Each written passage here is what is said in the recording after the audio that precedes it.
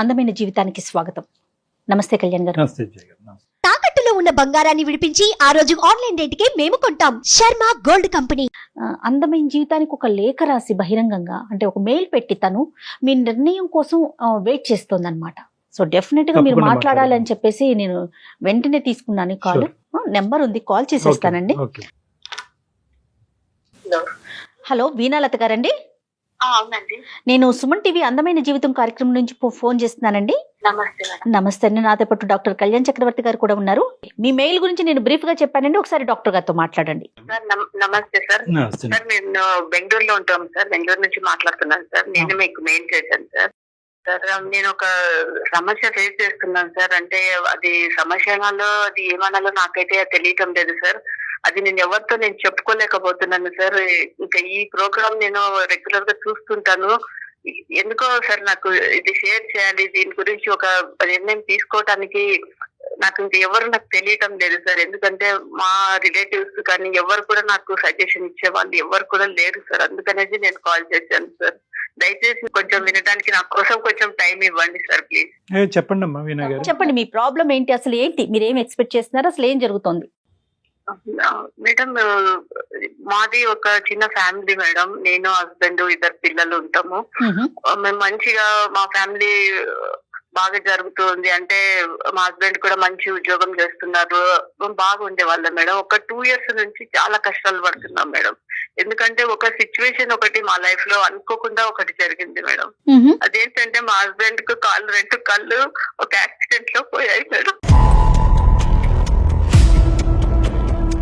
అప్పుడు ఆ 2 years నుంచి ఆయన బెడ్ లోనే ఉన్నారు మేడం. ఆయనకు సరిగా ట్రీట్మెంట్ కూడా ఇప్పించలేకపోతున్నారు మేడం. ఎందుకంటే మేము ఫైనాన్షియల్లీ చాలా ఒక దిగజారిపోయిన స్థితిలో ఉన్నాం మేడం. ఎందుకంటే ఆయన మాత్రం సంపాదిస్తున్నారు. ఇప్పుడు సడన్ గా ఆయనకి ఇలా జరిగింది కదా, ఆయన బెడ్ లో ఉన్నారు. ఇద్దరు పిల్లలు చూస్తే చిన్న వాళ్ళుగా ఉన్నారు మేడం. వాళ్ళు స్కూల్ కి వెళ్ళే పిల్లలు మేడం.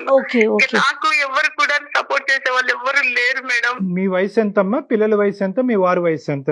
ఎంతకాలం అయింది పెళ్ళి? సార్ మా వారి వయసు 41 సార్. మీదమ్మా? నాకు 34 ఉంది సార్. 34. పిల్లలమ్మా? పిల్లలు ఒకరు 12 సంవత్సరాలు ఒకరు ఉన్నారు సార్. ఇంకొకరు 14 years ఒకరు. ఓకే ఓకేనమ్మా. మీరు చాలా సంవత్సరాలు బట్టి బెంగళూరులోనే సెటిల్ అయ్యి ఉన్నారు. మీరు చదువుకున్నారా వీణా గారు?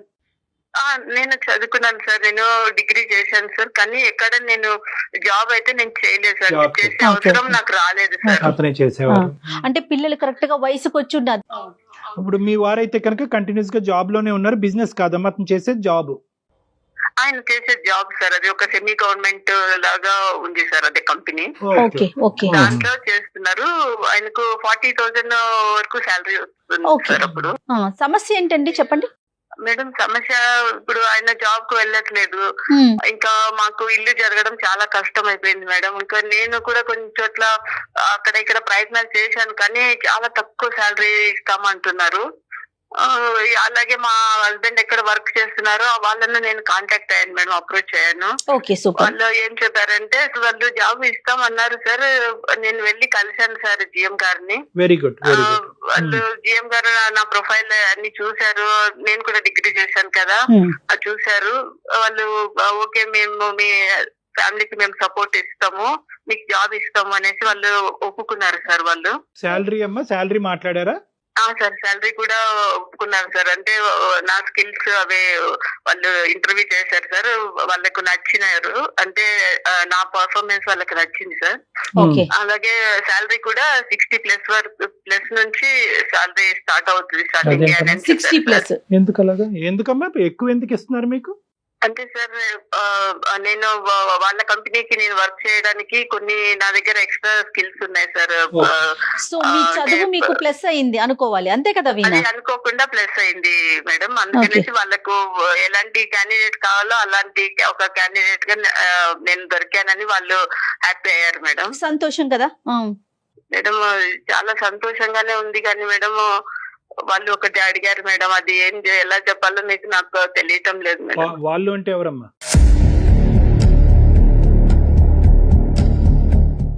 అది మేనేజ్మెంట్ జిఎం గారు అండి.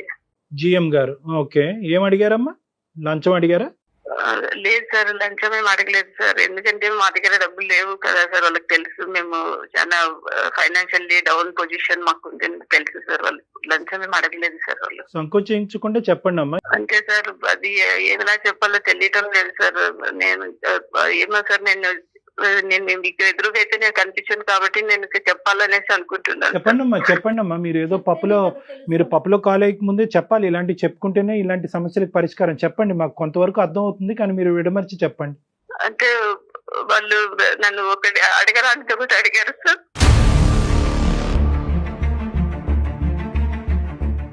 ఒక కమిట్మెంట్ అడుగుతున్నారు సార్.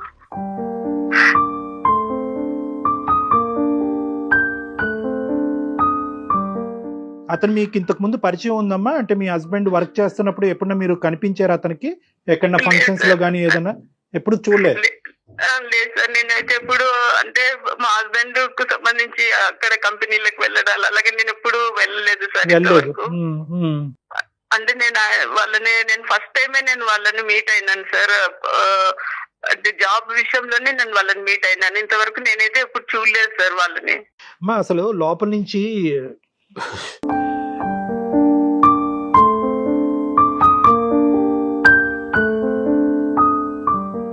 ఒక రగిలిపోతుందమ్మా కోపం. అసలే ఒక బాధలో ఉండి భర్తని ఆల్మోస్ట్ పోగొట్టుకుని అతను మంచం మీద పడి ఉండేటటువంటి ఒక స్త్రీ నుంచి ఒక వ్యక్తి ఇలాంటిది కోరాడు అంటే కనుక నాకేమన్నాలో కూడా అర్థం కావట్లేదమ్మా. కానీ ఫస్ట్ టైమే మీరు కలుస్తూనే ఇది అడిగాడా? నీకు జాబ్ ఇస్తున్నాను కాబట్టి నువ్వు నాకు ఇది చేయాలని డైరెక్ట్ గా అడిగేశాడా?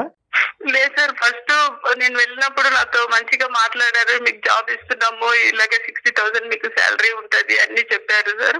నేను సంతోషంగా నేను ఇంటికి వచ్చేసి మా వారికి పిల్లలకు కూడా చెప్పాను సార్. వాళ్ళు కూడా చాలా హ్యాపీ అయ్యారు సార్. దేవుడు మనల్ని వదలలేదు, మనం ఇంకా హ్యాపీగా ఉంటాము అనేసి చాలా హ్యాపీ అయ్యారు సార్. తర్వాత మళ్ళీ కాల్ వచ్చింది సార్, ఒకసారి వచ్చి మీరు ఆఫీస్ కు కలవండి అనేసి.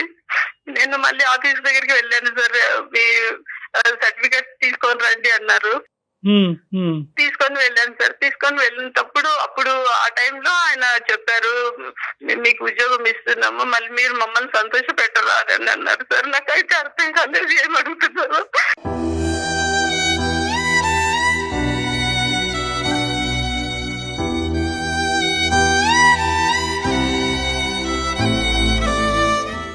అంటే నేను అన్నాను, అంటే సార్ మేము లంచాలు ఇవ్వడానికి మా దగ్గర ఏం లేదు సార్, మీరు మేము తీర్చుకుంటాము సార్ ఎప్పుడైనా కూడా. ఇప్పుడు ప్రస్తుతం మమ్మల్ని మీరు ఆదుకోండి సార్, లంచం అయితే మేము ఇవ్వలేము సార్ అని అన్నాను సార్. అంటే ఆయన అన్నాను, మేము లంచం అడగడం లేదు, ఒక కమిట్మెంట్ అడుగుతున్నాము, మీకు అర్థమైంది అనుకుంటాను అని చెప్పారు సార్.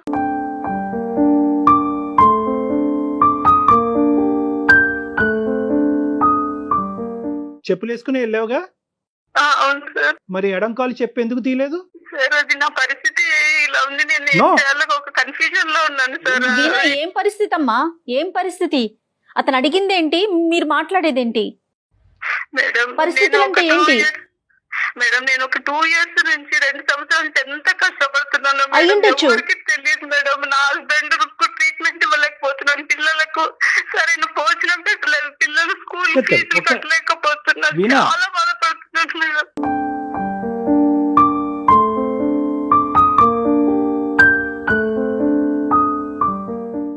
మీ డిసిజన్ మీ చేతిలోనే ఉంది. మీకు ఇష్టమైతేనే మీరు ఈ జాబ్ కూడా మీకు ఇష్టపూర్వకంగా మేము ఇస్తాము, లేకపోతే ఇంకా మీకంటే మంచి క్వాలిఫైడ్ ఉన్నటువంటి లేడీస్ వాళ్ళంతా రెడీగా ఉన్నారు, వాళ్ళకి వెళ్ళిపోతుంది.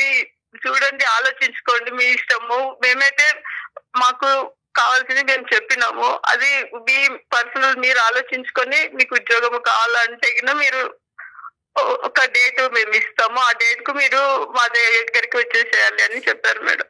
తర్వాత ఇంకా నేను చాలా ఆలోచించాను సార్. నేను టైం తీసుకున్నాను, ఒక వారం రోజుల నుంచి ఆలోచిస్తున్నాను. 10 days అయిపోతా ఉంది ఆలోచిస్తున్నాను. వాళ్ళు నన్ను ఇంకా నెక్స్ట్ మంత్ 1st నుంచి వచ్చి జాయిన్ అవ్వాలి సార్ జాబ్ కు అని చెప్పారు. సారీ వీణా, నీకు అడ్డుపడుతున్నానమ్మా, తప్పుగా అనుకోవద్దు. ఆలోచించటం అంటే ఏంటమ్మా?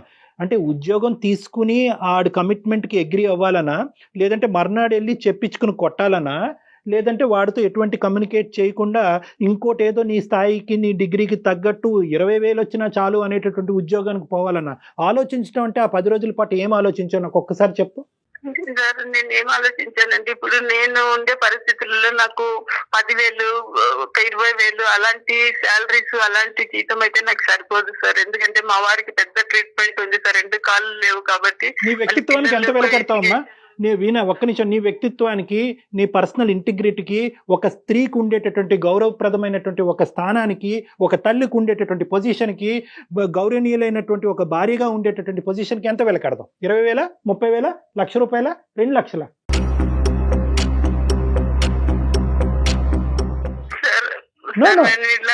సార్ నేను ఒక మాట అంటాను సార్, మీరు పెద్దవాళ్ళు సార్, మీకు అన్ని నాలెడ్జ్ ఉంది సార్, మీరు మన నన్ను తప్పుగా అర్థం చేసుకోవచ్చు.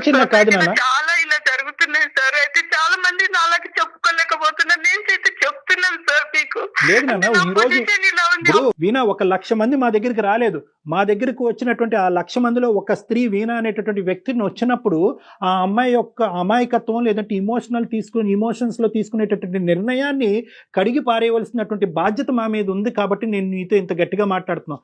10 రోజుల పాటు ఆలోచించిన వీణ ఏ నిర్ణయం తీసుకున్నది చెప్పండి. సార్ నేను చెప్తున్నాను సార్, మీరు సార్ నన్ను ఎలాగ అనుకుంటారో, నేను ఒక చెడ్డదాన్ని అనుకుంటారో, ఏమనుకుంటారో మరి నాకైతే తెలియదు సార్. నేనైతే నా కుటుంబం కోసం చేయాలనుకుంటున్నాను సార్. నా కుటుంబం, నా భర్త మమ్మల్ని ఎంతగానో ప్రేమించిన మా భర్త ఈ రోజు మంచంలో ఉన్నాడు. ఆయన చూసుకోవాల్సిన బాధ్యత నాకుంది సార్. అమ్మ, నీ గురించి ఏమనుకుంటాం అనేటటువంటి మ్యాటర్ తీసి పక్కన పెట్టండి. మీరు తీసుకున్న నిర్ణయం ఏంటో ఒకసారి చెప్పండి. అవిటితనంతో బాధపడుతున్న నీ భర్త నీ గురించి ఏమనుకుంటాడు అనేది తర్వాత సబ్జెక్టు. నువ్వు ఏం నిర్ణయం తీసుకున్నావు? ఎందుకు తీసుకున్నావు? దానికి ఒప్పుకోవాలనేసి నిర్ణయం తీసేసుకున్నాను.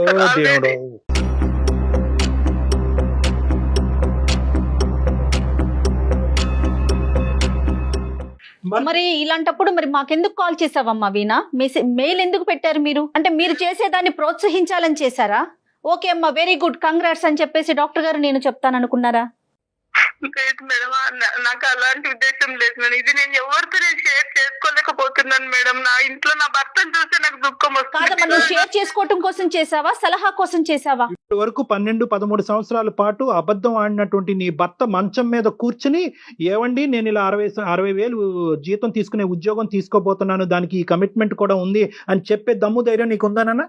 నేను అలా చెప్పలేను సార్. నేను లైఫ్ లో అంటే నీ అంతరాత్మకు తెలుసు 60,000 అనేటటువంటిది నీ కుటుంబాన్ని తీసి గట్టెక్కిస్తాదనే నమ్మకం నీకు ఎంత ఉందో. నువ్వు తప్పు చేస్తున్నావు అనేది నీ అంతరాత్మకు తెలుసు కాబట్టి నీ భర్త కళ్ళల్లోకి చూసి చెప్పలేనటువంటి దుర్భర పరిస్థితిలో నువ్వు ఉన్నావు వీణ. ఒక్కసారి దాన్ని తట్టు.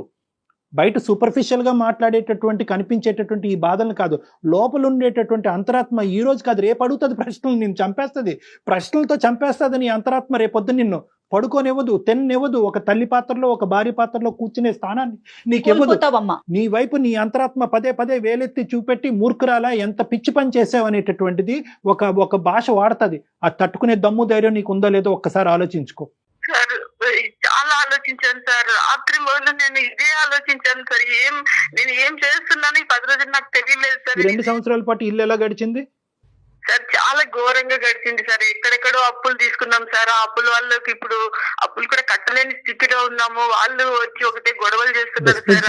దీనికోసమే సార్ నేను నాకు కేవలం నా శరీరాన్ని నేను చూసుకోవడం లేదు సార్. నా శరీరం మలినం అయిపోతుంది. నా ఫ్యామిలీ ముఖం చూసి నేను ఇలా చేస్తున్నాను సార్.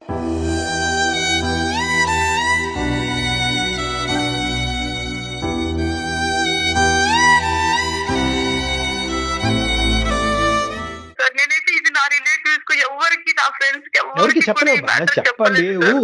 చెప్పేటటువంటి పరిస్థితి కాదు, చెప్పగలిగేటటువంటి సమాజంలో మనం లేము, చెప్పేటటువంటి వ్యక్తిత్వం నీది కాదు కాబట్టి చెప్పలేవు. అది మనకు తెలుసు.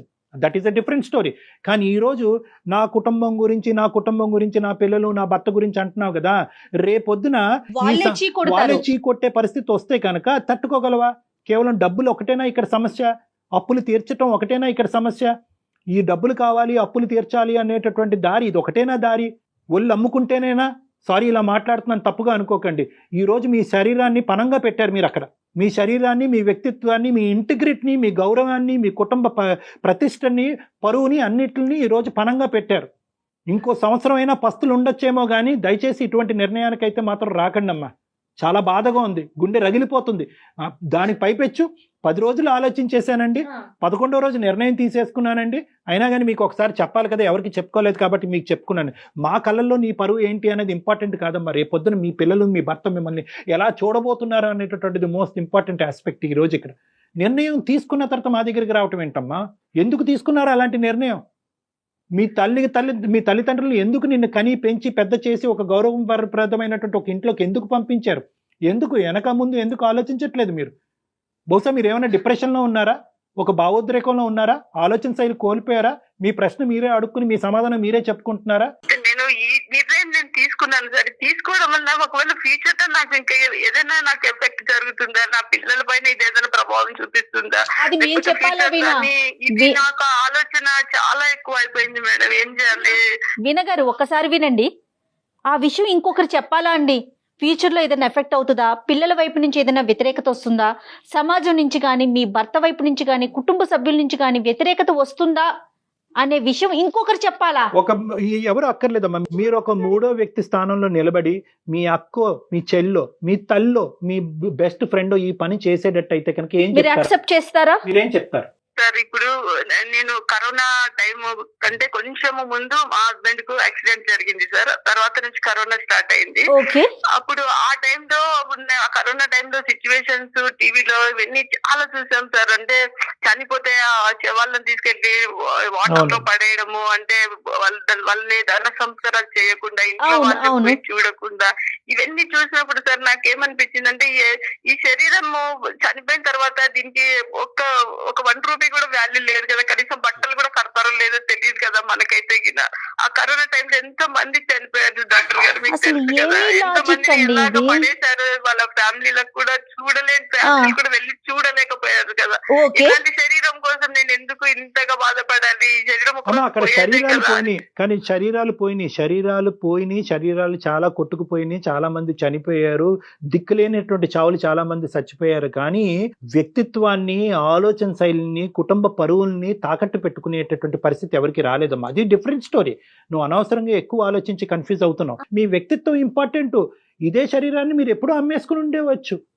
కాదు కళ్యాణ్ గారు, ఇప్పుడు తను తీసుకున్న నిర్ణయానికి మిగతా అన్నిటిని ఆపాదించుకొని ఇది కరెక్టే అని తనకు తాను స్వాంతన పొందుతున్నట్లు అనిపిస్తోంది నాకు. ఇప్పుడు మీ లోపల, అవును మేడం, ఇప్పుడు ఏమవుతుంది అంటే కనుక మీ లోపల ఒక డిఫెన్స్ మెకానిజం ఉందమ్మా. అదే ఈ రోజు మాకు ఫోన్ చేయించింది. పచ్చిగా చెప్పాలి అంటే మీ లోపల ఉండేటటువంటి అంతరాత్మ, ఇన్నర్ కాన్షియస్ ఏదైతే ఉందో, 6th సెన్స్ అంటూ ఉంటారు కదా, అది చేసింది. మీరు చేయలేదు ఫోన్. ఇది అతను ఎవరైతే మీ జిఎం ఉన్నాడో ఆ మహానుభావుడు, వాడికి ఒక నమస్కారం అమ్మా.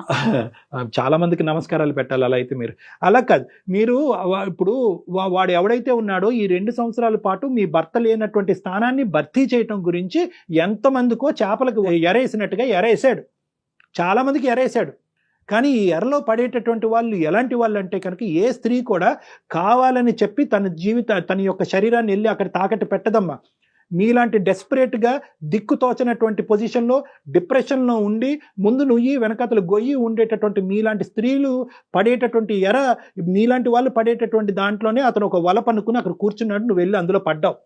కాబట్టి నిన్నేం చేశాడంటే రోడ్ బ్లాక్ చేశాడు, శాండ్విచ్ చేశాడు. నువ్వు కాకపోతే వేరే అమ్మాయి వస్తుంది, ఈ అమ్మాయి కాకపోతే వేరే అమ్మాయి వస్తుంది అంటే ఏంటి? మిమ్మల్ని సైకలాజికల్గా ఎలా మారుస్తున్నాడు అంటే కనుక, శరీరం అప్పచెప్పేటటువంటి వాళ్ళలో లిస్ట్లో నువ్వు ఒక్కదానివే లేవు, చాలా మంది ఉన్నారు.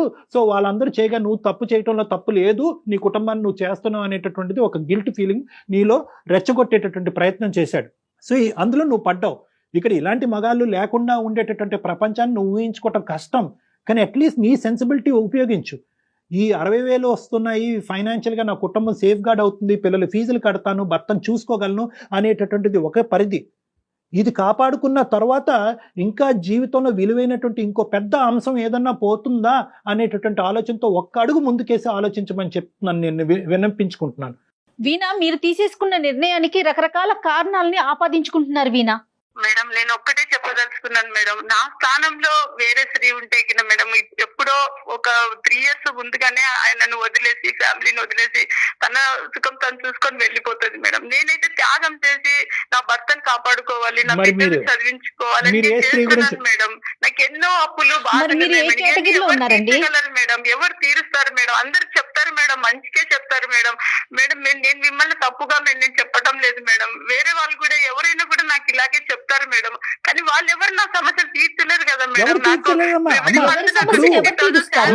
లైఫ్ లాంగ్ ఎవరు చెయ్యరు కదా నువ్వు- మేడం. మీరే నువ్వు- ఆలోచించండి అమ్మా, మేడం. నువ్వు ఏ స్త్రీ గురించి మాట్లాడుతున్నావు నాకు అర్థం కావట్లేదు వీణా. నువ్వు ఏ XYZ స్త్రీ గురించి మాట్లాడుతున్నావు నాకు అర్థం కాలేదు. కానీ ఇటువంటి పరిస్థితుల్లో ఉండే ఏ స్త్రీ అయినా కూడా ఆ చాలా కుటుంబం మంది స్త్రీలు ఉన్నారు సార్, No, ఈ no, no, no. లోకంలో చాలా మంది ఉన్నారు సార్. అయితే వాళ్ళు బయటికి రాలేకపోతున్నారు సార్, ఇరుక్కుపోయినారు సార్. వాళ్ళ ఫ్యామిలీలో, సొసైటీలో ఇరుక్కుపోయి ఏం చాలా తెలియక బాధపడుతున్నారు సార్. అమ్మ, బయట ఇలాంటి చోళలు చెప్పుకోలేరు సార్. నేను ధైర్యం చేసి ముందుకు వచ్చినాను సార్, ఎందుకంటే నాకు మీ సలహా కావాలని Yes, తెలుసు సార్. yes. నేను తీసుకొని వచ్చాను సార్. అమ్మ, నిజంగా వీణా, నాది నేను ఒక్క తప్పు అని నిమిషం నాన్న. నాకు అనిపించటం లేదు సార్. నాన్న నీ మీద మేము కోప్పడట్లేదు, నీ మీద మేమే కక్ష తీర్చుకోవట్లేదు. నువ్వంటే మాకు ఇప్పటికీ కూడా బాధగా ఉంది. నువ్వు అనుభవించేటటువంటి పరిస్థితుల మీద మాకు సానుభూతిగా ఉంది. నువ్వు ఎక్కడ వెళ్ళి ఆ తప్పు చేసేస్తావు అనేటటువంటి భయంతో ఈరోజు మేము ఇలా ఇమోషనల్గా మాట్లాడుతున్నావు. నీ కనువిప్పు కలగటం గురించి, నీ ఆలోచన శైలిని తట్టి లేపటం గురించి మాట్లాడేటటువంటి ప్రయత్నమే కానీ నీ మీద మాకు ఎటువంటి వ్యతిరేకత లేదు. నువ్వు మాకు చెప్పినందుకు థ్యాంక్ యూ.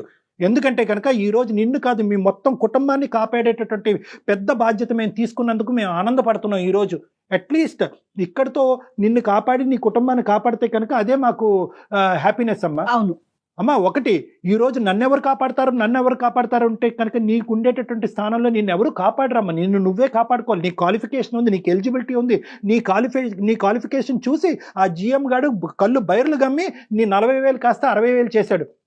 ఇంకో చోట రాదా 40,000 జీతంతో? నీకు ఎన్ని ప్రయత్నాలు చేసావు ఈ 2 సంవత్సరాలతో? ఎన్ని అప్లికేషన్స్ పెట్టావు? ఎన్ని ఇంటర్వ్యూస్ చాలా పెట్టండి? ప్రయత్నాలు చేశాను సార్. No, ఇక్కడ అమ్మా. కూడా సార్ 20,000 10,000 కంటే ఎక్కువ ఇవ్వమంటున్నారు సార్. అమ్మా, 10,000 నో అమ్మా, నో తల్లి, నో 10,000. సార్, ఇది నా భర్త ఉద్యోగం సార్, దీన్ని నేను ఎలా వదులుకోగలను నువ్వు చెప్పండి సార్. 40,000 ఫిగర్ చూసి ఒకేసారి 60,000 చూసేటప్పటికి నీ కళ్ళు బయర్లు గమని. నువ్వు ఏదో ఒక కొత్త ప్రపంచాన్ని చూడటం మొదలు పెట్టావు. ఇదేంటి ఒక లాటరీ టికెట్, ఒక బోనస్ తగిలినట్టుగా నువ్వు ఫీల్ అవుతున్నావు. కాబట్టి నీకు 60 సార్, మీరు మా ఇంటికి వచ్చి సార్, నా నానా, భర్త నీకు మంచంలో ఉన్న నా భర్తను, నా బిడ్డలను, మీరు నా ఫ్యామిలీని, నా ఇల్లుని చూస్తే మీరు అంటారు సార్, వీణా మీరు తీసుకునే నిర్ణయం కరెక్ట్ అని మీరు అంటారు సార్. నా పరిస్థితి అంత ఘోరంగా ఉంది సార్, వాడక కూడా కట్టలేని పరిస్థితిలో నా ఉన్నాను పీక సార్ మీద నేను. కత్తి పెట్టినా నేను చెప్పనమ్మా అది కరెక్ట్ డెసిషన్ అని చెప్పి. నా పీక మీద కత్తి పెట్టినా కూడా నువ్వు తీసుకున్న డెసిషన్ కరెక్ట్ అని చెప్పట్లేదు. ఎందుకంటే దుర్భర పరిస్థితి నీకు ఉంది, నేను అది కాదనట్లేదు. అది నీ బాధ మాకు లేదు కాబట్టి ఈ స్థానంలో కూర్చొని మేము బిగ్గరగా గట్టిగా మాట్లాడుతున్నావు. నువ్వు చూసేటటువంటి వాళ్ళు చాలా మంది అనుకోవచ్చు. But at the end of the day అలాంటి వాళ్ళకి ఎలాగ పరిష్కారాలు అంటే ఏమి ఉండవు అమ్మ, నీకు పరిష్కారం లేదు అని కాదమ్మా. నేను చెప్పేది ఒక 2 నిమిషాలు విను. నీ ఫిక్స్డ్ ఐడియాతో నువ్వు మాట్లాడేటట్టు అయితే కనుక నీ మాటలోనే ఇంకా కొట్టుకుపోతూ ఉంటావు. నువ్వు చాలా ఫిక్స్ అయిపోయావు, అందులోకి ఏదో విధంగా దూరిపోవాలి. నెక్స్ట్ మంత్ 60,000 శాలరీ తీసేసుకుని అప్పులు వాళ్ళని అందరికీ కట్టేసి వాళ్ళని దూరం పెట్టేసేయాలి అనేటటువంటి ఫిక్స్డ్ ఐడియాతో మాట్లాడితే ఇంకా నువ్వు ఎంతమందినన్నా ప్రపంచాన్ని మొత్తాన్ని కూడా నీ యొక్క ఆలోచన అసలు శైలితో ఎవరికి కన్విన్స్ చెప్పాల్సిన అవసరం కూడా లేదు అప్పుడు. కన్విన్స్ చేసేది మమ్మల్ని కాదు, నీ మనస్సాక్షిని కన్విన్స్ చేసుకో. నేను మళ్ళీ చెప్తున్నాను, అది రేపొద్దున నీ పిల్లలతో సహా, నీ భర్తతో సహా ఎంతో కాలం కూడా ఈ గిల్ట్లో నువ్వు ఇది సీక్రెట్ కింద దాయలేవమ్మా. ఏదో రోజు నీ మనసు విప్పి మాట్లాడుతావు, ఇంకోళ్ళ ద్వారానో ఇంకో విధంగానో వాళ్ళకి తెలుస్తుంది. అప్పుడు నీ పరిస్థితి ఏంటి అనేటటువంటిది ఆ మెత్తెక్కి కూడా ఆలోచించు. Yes. నేనేమనుకుంటున్నాను సార్, ఇలాంటి పరిస్థితి ఒక రోజు ఒకవేళ వస్తే వాళ్ళు నన్ను తప్పకుండా అర్థం చేసుకుంటారు. No. నా కుటుంబం కోసము, మా కోసము, No. మా తల్లి అర్థం చేసుకోరమ్మా. ఎవరు ఒప్పుకుంటారమ్మా? అమ్మ, నువ్వు ఇల్లు ఒళ్ళు శరీరాన్ని అంతా అమ్ముకుని మమ్మల్ని కాపాడినందుకు నువ్వు దేవతమ్మ అని చెప్పి నీ కాళ్ళ మీద పడి పూజిస్తారనుకున్నావు మహాతల్లి? నిన్ను ఏం మాట్లాడుతున్నావు అమ్మ నువ్వు? సార్ వాళ్ళు ఒకవేళ సరే సార్, మీరు అన్నట్టు వాళ్ళు నన్ను యాక్సెప్ట్ చేయకపోయినా పర్వాలేదు సార్. వాళ్ళ కోసం త్యాగం చేస్తారా? నా కుటుంబం కోసం వీణా, ఒక త్యాగం భగవంతుడా. చేసినాను అనేసి అమ్మా, వీణా, ఒకటి నేను నీ బాధ నాకు పూర్తిగా అర్థమైంది. నీకు ఉండేటటువంటి ఏ విధంగా ఎంత బాధని, ఎంత శోకాన్ని నువ్వు అనుభవిస్తే కనుక ఈ రోజు ఇక్కడి వరకు దిగజారిపోయి నువ్వు మాట్లాడుతున్నావు అన్నది మాకు అర్థమవుతుంది. కానీ ఒక్కసారి నా మాట విను. ఈరోజు నువ్వేమంటున్నావు, జాబులు వస్తున్నాయండి కానీ ఏదో ఆ 10,000 20,000కి వస్తున్నాయి, ఆ 10,000 20,000తో నేను ఎలా అండి సర్దుకుపోను అనేటటువంటి మాట నువ్వు అంటున్నావు. కానీ ఇక్కడ చాలా ఇంపార్టెంట్ పాయింట్ ఏంటంటే ఆ 20,000 ఈరోజు మాకు 20 లక్షల్లా కనిపిస్తుందమ్మా నీ 60,000 కంటే. నీ 60,000 కంటే కనుక ఆ 20,000 నీ వ్యక్తిత్వాన్ని, నీ జీవితాన్ని, నీ ప్రపంచాన్ని, నీ లోకాన్ని కాపాడేటటువంటి 20,000. ఆ 20,000 అలా కాపాడుకుంటూ పోతే, ఆ ఎక్స్పీరియన్స్ ఉపయోగించుకుంటే కనుక ఒక 6 నెలల తర్వాత వేరే చోట అప్లై చేస్తే 30,000 వస్తుందమ్మా. మేము ప్రపంచాన్ని చూసామమ్మా. ఒకేసారి వేలకు వేలు వచ్చేవి వీణా. 30,000ని కాపాడుకుంటూ ఒక 2-3 కోర్సులు చేసుకుంటూ నీ కరికులం బయటని కొద్ది బిల్డప్ చేసుకుంటే 40,000 వస్తాయమ్మా. తర్వాత 60,000 వస్తాయమ్మా. ఒక 2 సంవత్సరాల్లో 1,00,000 వస్తుందమ్మా. ఇది ప్రపంచం. మనకు వచ్చే 20,000 10,000తోనే మీరు అంటున్నారు చెప్తున్నారు కదా సార్ పెరుగుతాయని. మరి నా భర్త కాళ్ళు రావాలి, ఆయన కాళ్ళు నేను ఆపరేషన్లు సర్జరీలు చేపించాలంటే లక్షల్లో తీసుకుంటారు సార్. హాస్పిటల్లో ఖర్చులన్నీ మీకు తెలుసు సార్ ఎలా ఉంటాయి అనేది. మరి నేను ఆ వేళ్లతో నా ఇండ్లు గడుపుకోవాలి, ఆయనకు ట్రీట్మెంట్ నేను ఎలాగ ఇప్పించగలను సార్? ఆయన నేను నడిపించాలి సార్, ఆయన నడవాలి సార్, ఎందుకంటే ఆయన నా భర్త కాబట్టి. ఆయన కోసం, ఆయన మా కోసం ఎంతో చేశారు, నేను ఇప్పుడు ఆయన కోసం ఏమో చేయాలి సార్. అమ్మ, నాకు ఫైనాన్షియల్ చెడ్డదాన్ని మీరు అన్నా పర్లేదు సార్, నేను అనట్లేదమ్మా, నువ్వు చెడ్డదనం అని అనట్లేదు, నువ్వు అమాయకురాలు, ఇది పిచ్చితనం అని ఇందాకటి నుంచి అందుకే అంటున్నాను. నిన్ను బ్యాడ్ అనట్లేదు, మ్యాడ్ అంటున్నాను. నీకు తెలియట్లే నువ్వు చేసేటటువంటి నీ ఆలోచన సరిగ్గా. ఒకటమ్మా, ఫైనాన్షియల్ డిమాండ్ బట్టి దిగజారిపోయేటటువంటి దుస్థితికి మన సమాజం ఇంకా పోలేదమ్మా. క్యాన్సర్ ఉందనో, కుంటితనం ఉందనో, అవిటితనం ఉందో అని చెప్పి స్త్రీలు వాళ్ళ యొక్క శరీరాన్ని అమ్ముకోవటం మొదలు పెడితే కనుక మన భూమాత మనల్ని క్షమించదమ్మా. దయచేసి కాసేపు కూల్గా ఉండి ఆలోచించడానికి ట్రై చేయి. నీ యొక్క హస్బెండ్కి బహుశా తన అవిటితనానికి మీకు ఫైనాన్షియల్గా సపోర్ట్ కావాలి అంటే మనం ఏదన్నా ఒక స్క్రోల్ ద్వారానో లేదంటే ఒక ఫోన్ నెంబర్ డిస్ప్లే చేసో ఎవరన్నా కాంట్రిబ్యూటర్స్ ఉంటే కనుక, ఎవరన్నా పెద్ద మనసుతో ఉండే దాతలు ఉంటే కనుక వాళ్ళందరి ద్వారా మనం కాంట్రిబ్యూషన్ తీసుకొచ్చి మీకు హెల్ప్ చేసేటటువంటి ప్రయత్నం చేద్దాం. దానికి వేరే దారులు ఉన్నాయి సార్. ఇదంతా నిజంగా అవుతుందంటారా సార్? అంటే క్రౌడ్ ఫండింగ్ ఇవన్నీ నేను కరోనా టైంలో అప్పుడంతా నేను వింటున్నాను సార్, కానీ నిజంగా అలాగా హెల్ప్ చేసే వాళ్ళు వస్తారా? డెఫినెట్ గా ఉందమ్మా. ప్రయత్నానికి మించినటువంటిది ఏమీ లేదమ్మా. నీ స్టెప్, నువ్వు తీసుకుపోయేటటువంటి స్టెప్ ముందు పోలిస్తే కనుక ఈ ప్రయత్నాలన్నీ చాలా చిన్న స్టెప్సే. అయితే వీణ, ప్రతిదీ ఇలా చిటికేస్తే అయిపోదు, దానికి మన ప్రయత్నం ఉండాలి, పేషెన్స్ ఉండాలి, ఓపిక ఉండాలి. ఇలా తొందరపాటు నిర్ణయాలు తీసుకోనటువంటి పరిస్థితిలో ఉండాలి. మానసికంగా కుదురుగా ఉండటం అన్నది ప్రధానమైనటువంటి అంశం అమ్మా. ఎందుకంటే ఒక సింపుల్ లాజిక్ చెప్తానమ్మా నీకు, ఆ లాజిక్ చెప్పి నిన్ను ఆలోచించుకోమని చెప్పి నిన్ను వదిలేస్తాను. ఇందాక నువ్వు అన్నావు రేపో మాపో నా కుటుంబానికి తెలిస్తే కనుక నన్ను క్షమించి వదిలేస్తారని చెప్పి. అప్పుడు చెప్పేది ఎందుకు, ఇప్పుడు చెప్పు. ఒకసారి మీ హస్బెండ్ అతను చెప్పి పక్కన చూడండి. కూర్చుని ఏమండి ఇలా చేద్దామండి అని అనుకుంటున్నానని ఒక్క మాట చెప్పు. సార్ అలా చెప్పలేను సార్. చెప్పలేరు కాబట్టి తప్పు చేస్తున్నారమ్మా. చెప్పలేరు కాబట్టి తప్పు చేస్తారు. చెప్పే ధైర్యం నాకైతే లేదు. నో, అది ధైర్యం లేకపోవటం కాదు, మీరు తప్పు చేస్తున్నారు కాబట్టి మీరు చెప్పలేకపోతున్నారు మేడం. అది నా వేలో రైట్ కావచ్చు, కానీ మా హస్బెండ్ వేలో అది తప్పని ఆయన అనుకోవచ్చు కదా సార్. తప్పని అనుకున్నప్పుడు that story ends there. Full stop పెట్టండి. ఎందుకంటే ఇది కుటుంబానికి సంబంధించినటువంటి వ్యవహారం. కేవలం వీణ 100 106 ఏదో విధంగా డబ్బులు తెచ్చేయమని చెప్పి ఎవరు మాట్లాడట్లేదు ఈ రోజు. ఇక్కడ డబ్బులు ఎంత అవసరమో దానికంటే 100 రెట్లు పరువు అనేటటువంటిది అవసరం అని భావించే కుటుంబం ఇది. అది మర్చిపోవద్దు. Go for salary. నేను చెప్పినటువంటి ప్రిన్సిపల్, తక్కువ శాలరీ అన్న స్టార్ట్ చేయండి అమ్మా. కోర్సెస్ డెవలప్ చేసుకోండి, కరికులం బయట బిల్డ్ చేసుకోండి, మళ్ళీ రీఅప్లై చేసుకోండి. విపరీతంగా పెరిగిందమ్మా ప్రైవేట్ ఎంప్లాయ్మెంట్, భయంకరంగా పెరిగింది. గవర్నమెంట్ జాబ్స్ వస్తున్నాయో లేదో నాకైతే తెలియదు, కానీ ఎంప్లాయ్మెంట్ ఆపర్చునిటీస్ బాగా పెరిగినాయి. పోస్ట్ కోవిడ్ అంతా నాశనం అయిపోద్ది అనుకున్నారు ప్రపంచం అంతా. ఆపర్చునిటీస్ పెరిగినాయి, నిరుద్యోగం అనేది తగ్గింది ప్రైవేట్గా. కానీ ఎటొచ్చి ఏంటంటే స్టార్ట్లో గోస్లో ఒకేసారి నాకు అప్పులు ఎక్కువ ఉన్నాయి కాబట్టి ₹1,00,000 జీతం కావాలి అంటే అవ్వదు. 20,000 సంపాదించండి, కొద్దిగా అప్పులు తీర్చండి, 30,000 సంపాదించండి, అక్కడ అప్పులు తీర్చండి. ఏమైనా ప్రైవేట్ అప్పులు ఉంటే కనుక ఈ పే స్లిప్స్తో వెళ్ళి ఏదైనా ఒక బ్యాంక్ లోన్ తీసుకుని ఆ బ్యాంక్ లోన్ ద్వారా ఫస్ట్ ఈ ప్రైవేట్ లోన్స్ ఇష్టానుసారం వడ్డీలు వసూలు చేసి ఈ ప్రైవేట్ లోన్స్ క్లియర్ చేసుకోండి. ఈ విధంగా ఆలోచించండి. లేదంటే నా దగ్గరకు రండి, వచ్చి ఒకసారి మాట్లాడుకుందాం. హైదరాబాద్ ఒకసారి రండి వీణ, మీరు ఒకసారి డాక్టర్ గారితో కూర్చుందరు కానీ డాక్టర్ గారు మాట్లాడతారు మీతో పర్సనల్ గా. అదే మేడం, దీని గురించి ఏం చేయాలో తెలియకనే నేను మేడం మీ దగ్గరికి వెరీ గుడ్ మెయిల్ పంపించినాను మేడం. అంటే ఇట్లా ఏదైనా సలహా నాకు ఇస్తారేమో అనే ఉద్దేశంతోనే పెట్టాను మేడం. గుడ్ లక్ అమ్మా. ఆలోచించుకుని ఒకసారి వచ్చి డైరెక్ట్ కలమ్మా. ఈ లోపల జయ గారు క్రౌడ్ ఫండింగ్ గురించి కూడా మేనేజ్మెంట్ తో మాట్లాడి ఆలోచిస్తారు. మీ నంబర్ ఏదైతే స్క్రోల్ చేయగలమో చూద్దాము. ఆ ప్రయత్నం కూడా ఖచ్చితంగా మా సైడ్ నుంచి ఉంటుంది. మాకు సహాయం చేస్తానంటే తప్పకుండా నేను మిమ్మల్ని వచ్చి కలుస్తాను సార్. సూపర్. రండి వచ్చి మాట్లాడండి. ఫస్ట్ ఆఫ్ ఆల్ మీకు ఇంకా మంచి అవగాహన అనేటువంటిది వస్తుంది డైరెక్ట్ కలిసినప్పుడు. థ్యాంక్స్ డాక్టర్ గారు. మేడం మీకు కూడా. నమస్తే. Okay, thank you so much Veena. నమస్తే. God bless you. Take care అమ్మా. నమస్తే.